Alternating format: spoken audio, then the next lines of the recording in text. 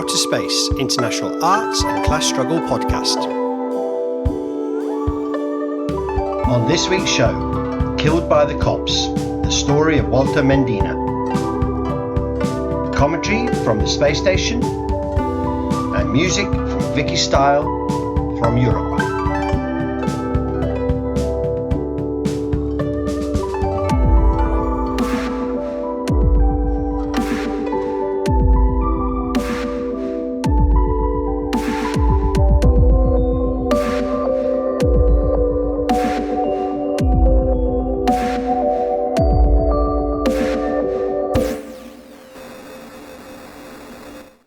Okay, so today we're joined by Natalia Medina.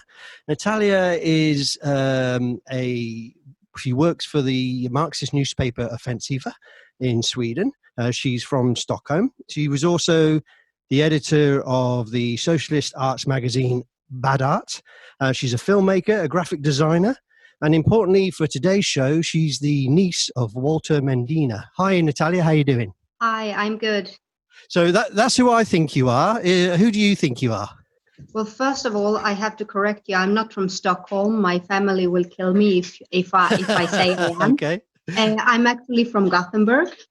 And okay, you're based in Stockholm, there, yeah? Yeah, I'm based in Stockholm since many years. So practically, I'm from Stockholm. Okay. I see myself as a political activist, a socialist, a photographer. And maybe also a filmmaker, or I was at least an aspiring documentary filmmaker, but never really continued with that because the political activity drew me in, and I feel more the reason for doing documentaries was actually my political, being a socialist. So now I can do that full time. So I've chosen to do that. Okay, well, we might come back to that question at the end of the show, because I think it's interesting, this contrast between the artist and the worker. We talk about it a lot on this show. But today we've got you specially in because it's very soon. It's the anniversary of the murder of Walter Medina, your uncle. So really, we wanted to put a show on to discuss what happened, because at the moment around the world, particularly obviously in America, there's a lot of movements and demonstrations around the question of Black Lives Matter, and particularly about the question of police brutality and its role in society of the police and all these types of questions. But unfortunately, police brutality is nothing new for the socialist movement to deal with. And today is going to be the anniversary of Walter's murder. So for the listeners, I'd like you to give a background of who Walter was, what happened to him, and maybe a little bit, if you can, a little bit of the political background of where he was from and what he was up to. Well, Walter was also a socialist activist. He went to school, and he was also selling papers with his dad. So we're a family of... It might be worth explaining first where Walter was from. Yeah, in Uruguay, in Montevideo, during the 70s. So, okay. So he was 16 in 1973. When he went out during the night as a protest because he had seen in the papers the recent day that they had killed an activist in Uruguay, in Montevideo. And his reaction was, well, who will they kill next? So he went out. We don't know if he was alone or not, but no one has come forward saying they were with him. So he was probably alone. And he went out to write on a mural close to his home, Consulta Popular, and that's, referendum. It was something they used during that time. It was like a demand. So when he was writing that, a police officer who probably just had gone off work, passed him and shot him. And he was 16 years old, and he was shot in the back and was left there to die. And he was found later dead in the area. So he was actually just a young kid being active during a very critical time, just weeks after the dictatorship. And he became a martyr for the young socialists in Uruguay, not only because he died, but also because he was active, and he was very well liked amongst his comrades, because he was a kind of person you went to if you had troubles, if there were something you couldn't figure out on your own, political or emotional. So he was called the grandfather. That was his nickname. He was the one. How old was he when he was murdered by the police? 16. And he was called the grandfather at 16. Yeah.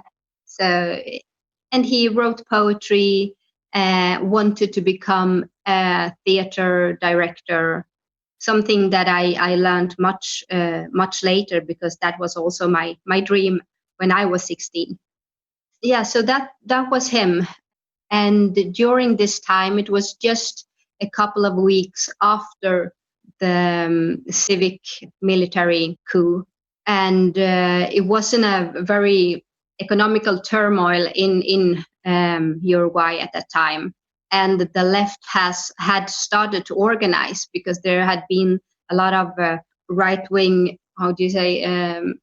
leaderships, governments that were really weak.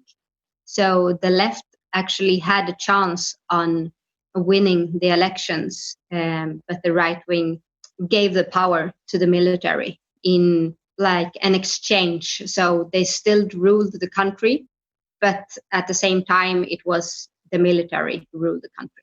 So it was basically a time of great upheaval in Uruguay, and basically fairly huge opposition at that time, would you say, to the new dictatorship, and obviously going out and spraying referendum or on the wall was quite an act to do. Yeah, well, of course, the left was really strong at that time, had really started to organize, and what the military actually did and right wing actually did, they like to do everywhere when they seize power or before seizing power, to try to kill off all the opposition, both the media. I mean, the just the same day that Walter was killed, the big communist paper, I think it was called El Popular, La Popular, something like that. They raided their offices, so they had every one of them had to flee. When I was in Uruguay, I was looking for the paper that should have come out those days to see if they had written anything about Walter. But those days they didn't have in the archives. And I learned later that was because they had been raided. So they couldn't come out with the paper. So we're dealing with quite a upheaval moment in Uruguayan history, but I think there's probably a lot of lessons there for today about, right-wing governments coming to power, trying to squash the left, and those sort of things. And as you say, the newspapers censored on those days, and so a lack of information. Was there any sort of criminal actions taken against the police? Was there any reports done, or these kind of things? What happened after he was shot? What proceedings took place? Well, it's not really clear. This is still a big wound in the family, but also in Uruguay. So it's not exactly clear what happened. But what I've learned is that when I've done my research, is that they actually did some kind of trial or announcement or something against him, but that he was released, and that he and his whole family moved away from that area, because he's probably also lived in the area. So maybe he wasn't even working in that area, but living there. So he was never sent to jail or anything. Yeah, so basically there was no justice. No. So, I mean, I think that brings me on really to what are you doing about that? How are you fighting for Walter's justice? I mean, it's now many decades since that's taken place. As you say, there's still sort of wounds in the family and things that you still don't know, and this is desperate, really. But what do you do about his memory? Do you mark it? How do you make sure people know? Apart from doing this podcast, of course. Yeah, we do a festival each year. I think we've done it for maybe 5 or 6 years now. And this is because in Uruguay, the activist group that he was in was a youth socialist group. They still do like memorials of murals or things like that. So we wanted to do something similar in Sweden. So 5 years ago, we started to do that. A mural that where we wrote Consulta Popular, because that was what he wrote, but he never really finished the painting. So what we do is do a painting together and finish it together. But it has grown, and now it's not only the mural, but we also have a festival with music, poetry, performances, dance. It depends on who participates each year. And it has come to be quite big now. Before it was just a couple of friends doing it. Now it's more a festival for the public. And depending on what artists who participate, they will decide what the content of the festival is. Okay, so I mean, just to rewind slightly, so Walter's memory in Uruguay is still quite significant for some of the socialist left there, and there's memorials and graffitis and these kind of things to him in Uruguay, and they mark it every year, which is interesting. And then you've got like you're developing like a festival which is a reflection of that where you are in Stockholm. And so each year you do this festival, and so how, you say that the artists themselves sort of develop the theme of the events. So could you give us a couple of years of what you've done and what you're planning to do this year? Yes, last year we had Murdered for Painting was the theme, and you yourself was a big part of that. So we did like collective stone sculpture in different areas in Stockholm. So with the people of the area coming and helping out with the sculpture, and then having the main event on the weekend with the sculpture, but also other artists and music and so on. And the theme was Murdered for Painting. And this year we will have Killed by Cops. And we will have both because of the corona crisis. The aim has always been to get as many people as possible to come to the festival. This is not really an option this year. And we still have the restrictions of 50 people here in Sweden. So what we want to do is have as many as possible to participate. So we will try to do it online. But we will also do guided tour of art in the woods nearby where I live. So that will give people the chance to keep the distance, but still enjoy art and meet without being in a crowded area. And this year, because what's happening with the Black Lives Matter movement, it was quite obvious that our theme should touch on that. But also what's happening in other parts of the world, with Chile, for example, where police has shot people in the eyes, aiming to actually make them blind, or the repression in Hong Kong with the amount of tear gas they use on their people just because they are protesting against the repressions there. So we want to comment on all those things and make the festival also up to date today. Well, yeah, I find that particularly interesting because I think this idea of art expressing history, in monuments, which is obviously a big thing at the moment as well, and in murals and this kind of stuff, and that's quite common. It's obviously very good, and it's a good use of art, and it's good. It's a good mixture of art and political ideas, and obviously trying to get Walter's story out there about what took place to him is important for that. But what I find interesting is how you contemporalize this historical memory, because I think one of the things in working class history that is super important is how we learn our historical lessons to be able to understand what we need to do today, and to draw out those memories, that it wasn't just a one-off thing. It's like what's taking place in the United States about racism and slavery. This is 400 years, and this goes back, and it's deep. But lots of people like to keep those things locked in the history, like, oh, it was a bad thing then, but now we're so much better. And I think it's very important, and I learned myself when I participated last year, is this idea of using a historical thing to obviously highlight that memory, but to also talk about how it's connected to today.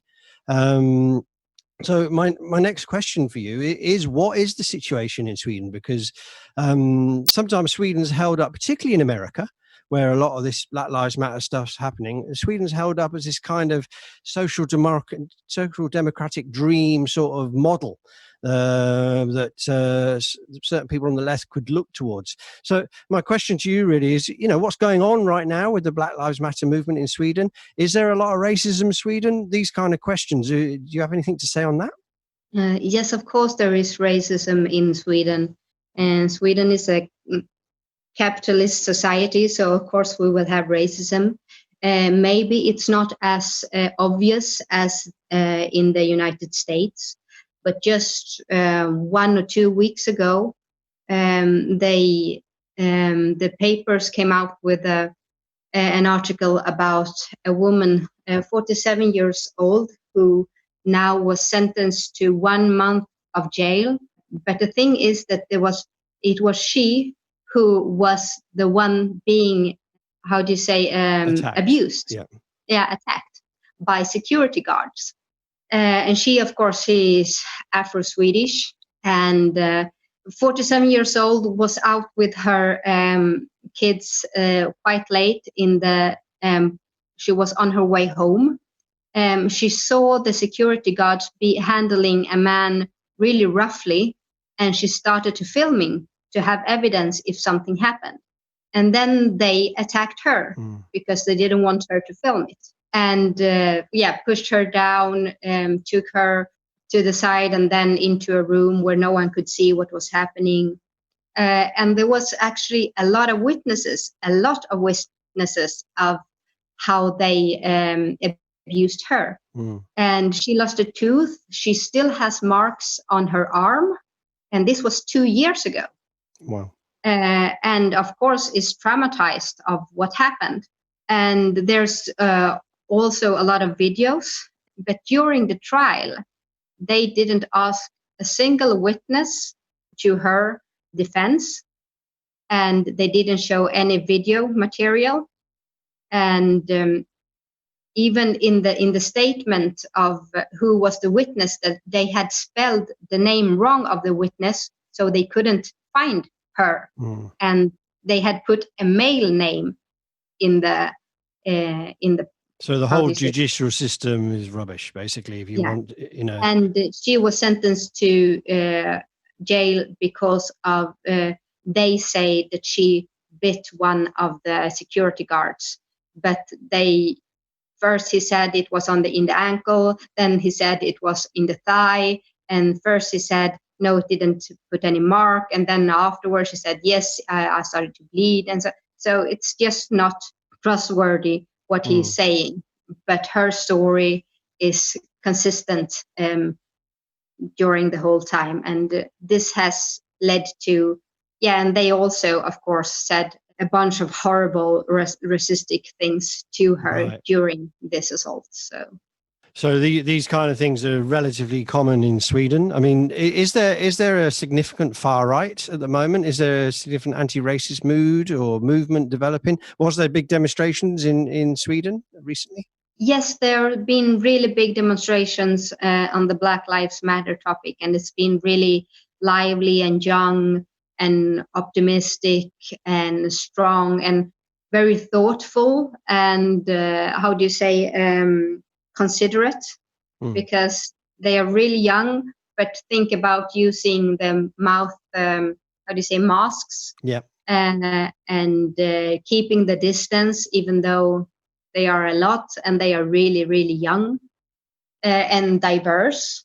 But of course the critique came immediately, saying that during a pandemic they go out and are really when you consider the way that the Swedish government has dealt with the coronavirus, which is basically not to have a lockdown, and then to turn on young people who are expressing a very important issue, is not so great. So you say the demonstrations have been very young. I mean, this is important because if we're talking about here on the one hand, Walter's historical story, police brutality, and you've mentioned security guards brutality, which is obviously connected. It's basically the authority, and security guards are often private, but hey, the police used to be a private force as well. And if we tell the truth, they kind of are a private force for the rich. So you're talking about young people sort of stepping up to the mark and starting to understand what's going on and being very considerate about that, obviously with the masks, but maybe quite intelligently understanding what's going on. So how this year's festival, are you trying to reach those young people with Walter's story and the festival? Is that your plan? Yeah, we're trying to reach them, but of course it's difficult because now there isn't those demonstrations. After all the critique, the movement has been pushed back a bit and moved out on the internet. Probably it could be that it rises again soon, hopefully. So we're trying, but not really succeeding in reaching out to them. Okay, well, I mean, you just have to keep going on these things. I mean, so really, my final question, which is a huge one, and we'll see what you've got to say about it, is really, I mean, this podcast is kind of about the workers' movement, the social movement, the political movements of the left, and how we incorporate artistic and creative people in that, and vice versa. So my question is, how do you think the state of play is with the arts and with the workers' movement? And you got any opinions on that question? Well, I think the art needs to take up more space in the workers' movement and needs to be a more active artist, needs to be a more active in the workers' struggle, because actually we are workers. Sometimes it doesn't seem like that, but art is always when the government does budget cuts, art is the first thing that they will cut in. So we will feel the cuts first, and we know how it is to have a really low budget and have really shitty working conditions and bad salary and so on. And to fight that, of course, we need to organize. And art has also or needs to be part of the movement. When you talk about organizing, on what level are you involved in doing that at all with artists, or do you use the festival as for that purpose? Certainly when I was there, we had a lot of discussion last year with different artists. I'm now connected to some of those people. You talk about the workers' movement as well. Does the workers' movement in Sweden understand art or use art in its not just in its propaganda, but in understanding, how art can be useful in shaping the movement? Is there any of that going on in Sweden, or at least in Stockholm? Not enough. Right. In some parts, yes, but not nearly as much as is possible. And yes, I want the festival actually to be like a bridge in between the movement and the art and the artists, a way of organizing, but organizing closer to home than maybe an artist would feel in another setting. So what happened to Walter is something that a lot of people feel really emotional and connected to, and in that they will want to be part of the festival. And eventually maybe it won't be about Walter, but be about organizing and the movement and socialism and a better world, and being part of that as an artist. I mean, than it was maybe their first intention. Yeah.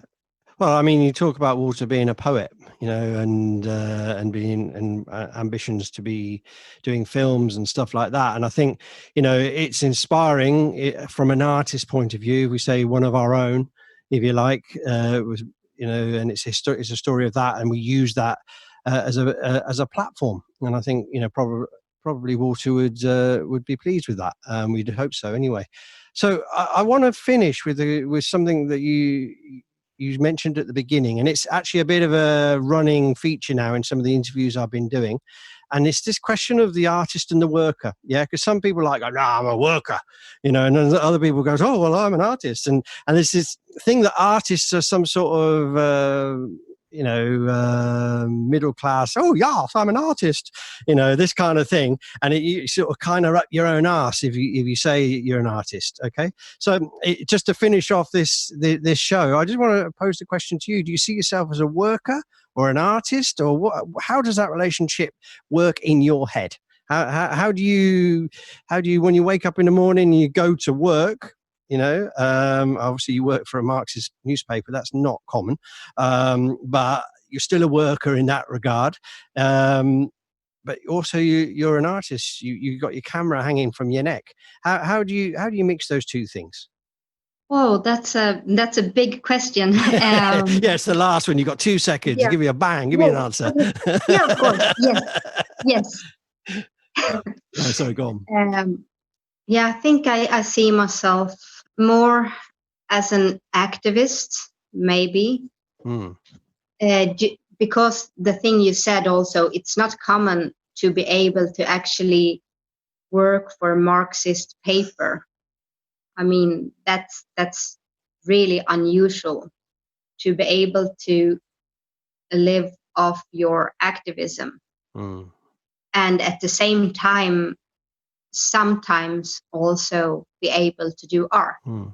Because I have the last maybe 7 years, 8 years, also taken photos for the paper, and been able to develop my photo skills into actually a really good photographer.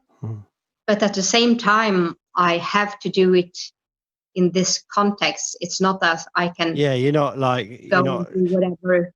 You're not like getting lost in an art project that's simply about that. I'm still a worker in that sense. Okay, so there's activist, worker, artist kind of thing, which is one of the inspirations for me to put this show on, because I have a bit of an identity crisis sometimes myself about these questions about how all this fits together. And often you're rejected from one group to be accepted by the other, and vice versa. And to be that activist is maybe the bridge between the two halves. Okay, well, thanks very much, Natalia, for coming on the show. You. Yeah, well, hopefully you have a great festival, and we'll report it on the Outa-space Facebook and website and the rest of it. And we look forward to speaking to you again in the future sometime. So take care and good luck with the festival. Thank you so much. Bye. Bye-bye.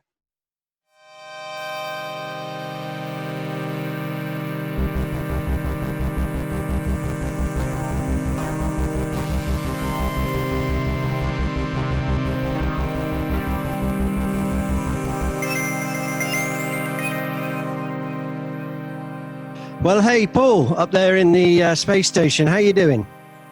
Hey, how are you, man? That's That was an interesting one. Yeah, I'm good. I'm good. So yeah, do you have any first thoughts on that one? Yeah, I mean, it's quite a sobering interview to listen to, because it's a kind of immediately a sort of a very taut reminder that while the struggle, the political struggle, can, to some people, some of the more privileged of us, be almost like a kind of a stance, or a sort of a kind of an identity politic, you know, a definer. For some people, like your interviewee, Natalie, it's absolutely part of her family's story, her story, what she does now. It's appalling abuse of power, the death of her uncle, you know. And it was just my initial reaction is one of, like, I was brought up as part of a generation that thought that horrendous abuse of power was yesterday's problem, something that the Nazis did, and that we were now lived in this kind of post-World War II ordered, civilized Western society.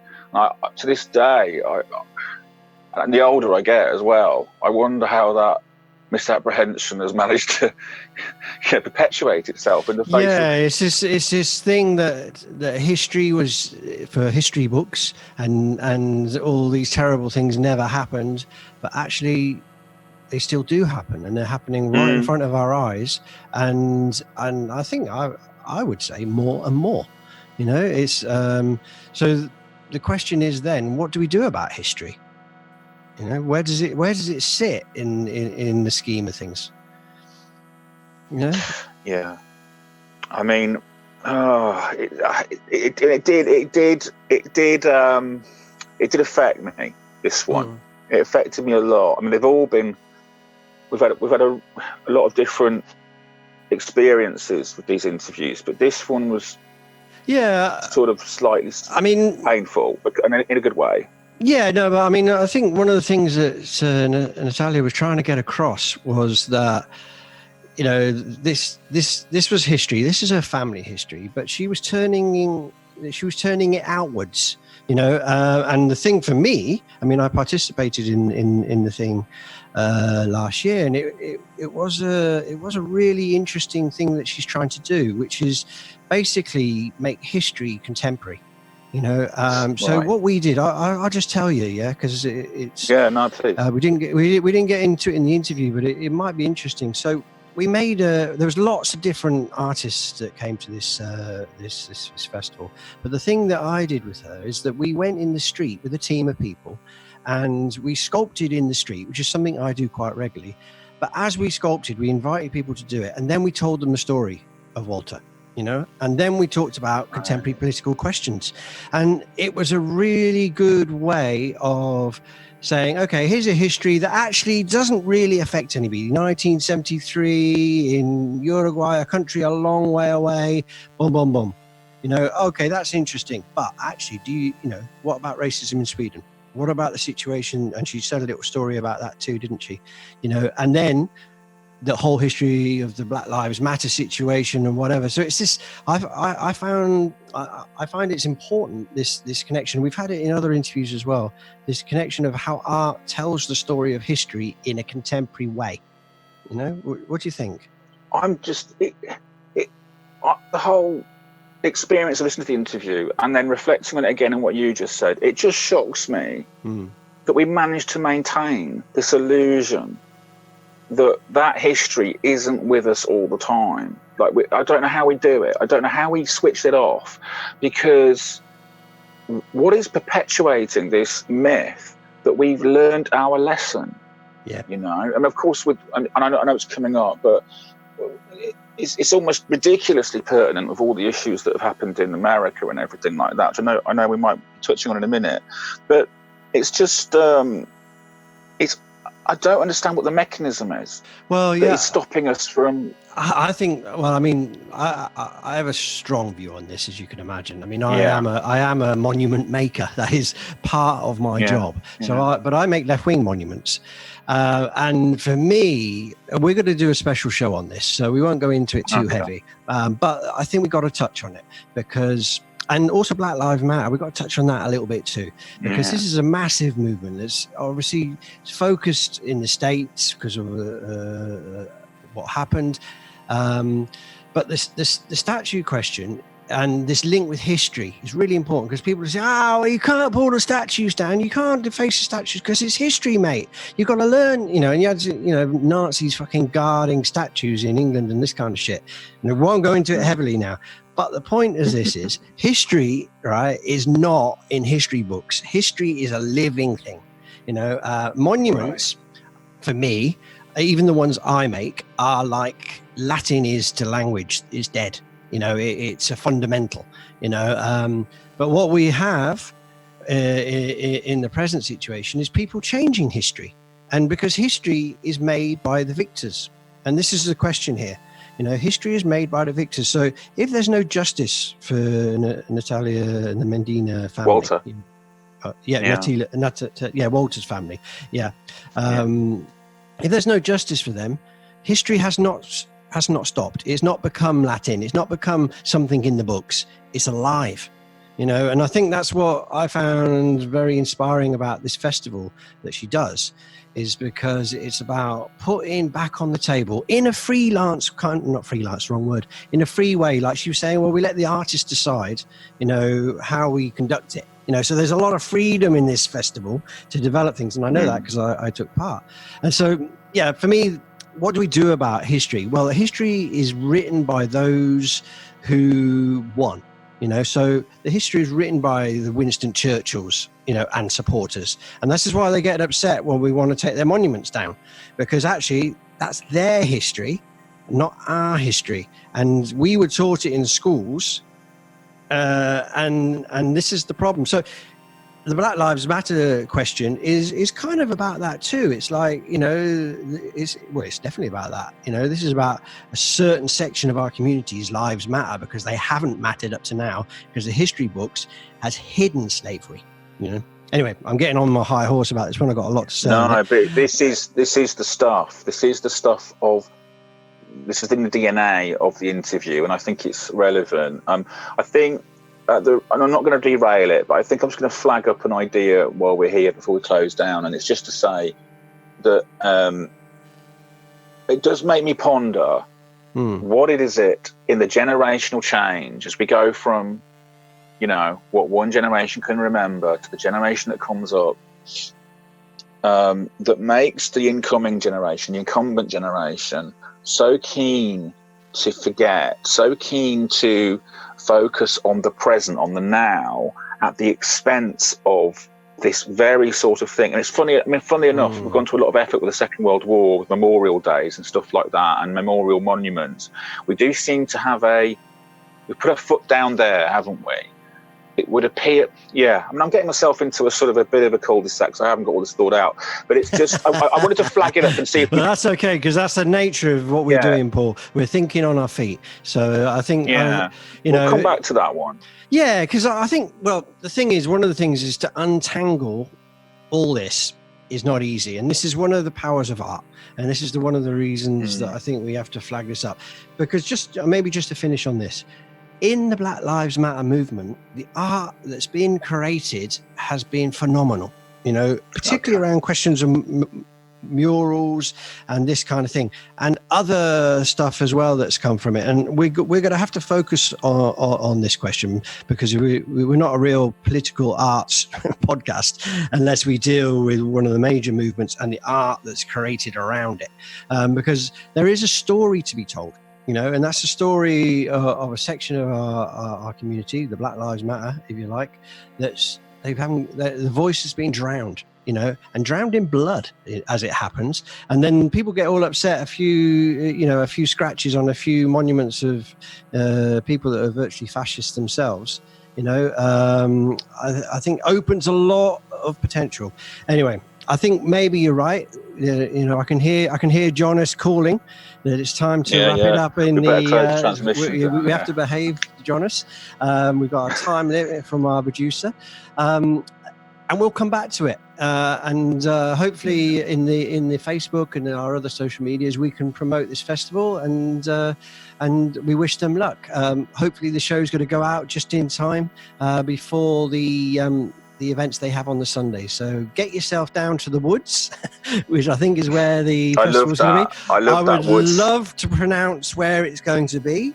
I'm afraid my Swedish can't get it right, and I don't want to embarrass myself. So have a look in the notes that come with this podcast to find out where you've got to go down to those woods tonight. Okay, we leave it there. See you later then, Paul. Cheers. All right, closing down the transmission. Thank you, Rob. Okay, we're on our way. So today's music is from Viki Style. Viki is a rapper, a graffiti artist, and a political activist. She's from Uruguay, and she sent us this song especially for this show in solidarity with Walter Medina. It's called Solamente Quiero Ser, which means I just want to be.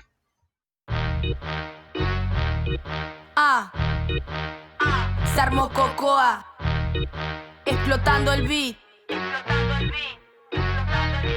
Inferior a quién, superior a quién. Soy negra y orgullosa de lo que fui, soy y seré. Y que mi piel lo que, y que mi pelo que. No me compares, clasifique, solamente quiero ser. Que yo valgo cuánto por tener que y tanto. Lo que soy, mi dignidad, no se adquiere en ningún banco. Ni uno somos muchos, ni los demás son pocos. El pueblo es uno solo y el enemigo es otro. El que nos oprime, el que nos reprime. Respondo a su violencia con el arte que es sublime. Ni pocos con mucho, ni muchos con poco. El pueblo es uno solo y el enemigo es otro. Inferior a quién, superior a quién. Trabajadora, soy artista, soy joven, soy mujer. Y que mi piel lo que, y que mi pelo que. No me compares, clasifique, solamente quiero ser. Y si te discriminan, y si te marginan, respondo a la ignorancia, frente en alto, puño arriba. Mirada siempre altiva, actitud combativa. Acéptate a ti misma, ya más nada te derriba. Humana es mi raza, el mundo es mi nación. Por eso no al racismo, no a la discriminación. Por si no eres fashion, o tu sexual elección, tu género, tu credo, o tu social situación. No al estereotipos de cualquier tipo, no a la impunidad. Insisto, inquisto a los asesinos, a los agresores, quienes violan tus derechos por creerse superiores. No a los asesinos, no a los agresores, quienes violan tus derechos por creerse superiores. Quienes violan mis derechos por creerse superiores. ¿Superior a quién? ¿Inferior a quién? Soy negra y orgullosa de lo que fui, soy y seré. Y que mi piel lo que, y que mi pelo que. Trabajadora, soy artista, soy joven, soy mujer. ¿Superior a quién? ¿Inferior a quién? Soy rapera, soy de barrio, yo soy hip hop, soy Miguel. Y que mi piel lo que, y que mi pelo que. No me compares, clasifique, solamente quiero ser. Y no me compares, no me clasifiques, sí, no me compares, solo quiero ser. No me compares, no me clasifiques, sí, no me compares, solo quiero ser. Solo quiero ser. Solo quiero ser, sí. Solo quiero ser. Solo quiero ser. Solo quiero ser. Solo quiero ser.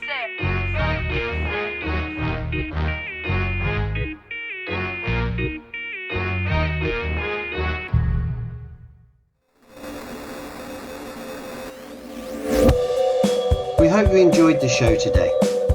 If you have something to say, or something to play, or just want to hear more of our podcasts, then you can get in contact with us at outa-space.com.